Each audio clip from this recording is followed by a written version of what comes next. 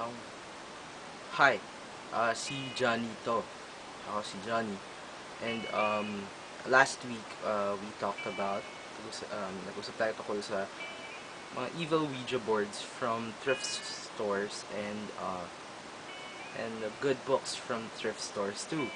Hi, today we are going to talk about evil Ouija boards that we got from thrift stores and awesome books that we also get from thrift stores.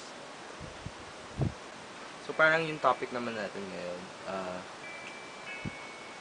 tungkol, parang kasi last night, um, na-receive ko ng text mula dun sa kaibigan ko from from from Davao na parang dun yata siya, sa gig nila kagabi. Parang meron daw nag-collapse ng dalawang member ng banda na kasama nila.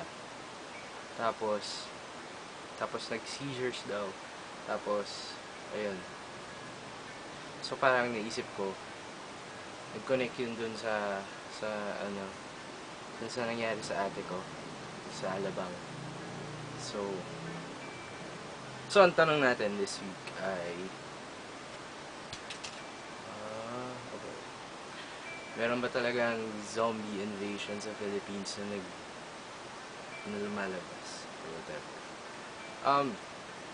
Kung ako tatanungin, sa tingin ko, oo, oo, meron. Kasi, I mean, okay naman eh. I mean, hindi siya okay siya, obviously. Pero, ah, isipin posible siya. Kasi, di ba, pag sabing zombie invasion shit, parang pelikula or something. Pero, what if ginagawa, may nangyayari nga, ayun, or pwede siyang mangyari. It's possible. Kaya nga, ayun, pwedeng, isang pakanato ng gobyerno. Kasi, feeling ko, yung gobyerno natin ngayon, maraming ginagawa para malipat yung usapan. Halimbawa, ayaw nilang pag-usapan to. So, gagawin nila to. Tapos kung papansinin mo, sabi nung friend ko din, yung dalawa doon, parang call center ata. Call center. So, parang weird kasi doon si ate kasi nagtrabaho dun sa call center. And, tapos, so, yun. So, malay mo, plano ng gobyerno na gawing zombies yung mga call center people or something para mas resolbahan yung hunger crisis sa buong mundo or sa Pilipinas. Or kailangan nila ng zombies para kalabanin yung mga Abusaya or si Piolo Pascual siguro.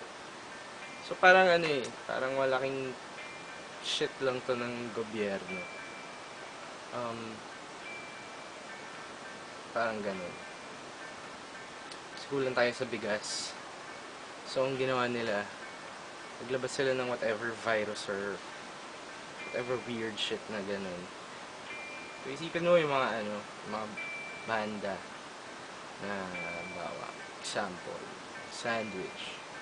O kaya yung, di ba may upcoming na reunion daw yung E-heads. Isipin mo hindi na sila E-heads, mga clone na lang yun. Parang si Raymond Marasigan pare. Clinone niya ng government para kaya niyang gawin lahat ng gusto niyang gawin. Kaya niya mag-sandwich, tapos pepedicab pa si Gago, tapos basta yun, nagpa-clone yun sa gobyerno. Si Raymond Marasigan. Parang yung mga zombies ngayon, ginagamit nila yung zombies para takutin tayo or para kainin na lang ng mga tao yung isa't isa para ma-resolvehan yung food crisis. Ayun. So yun.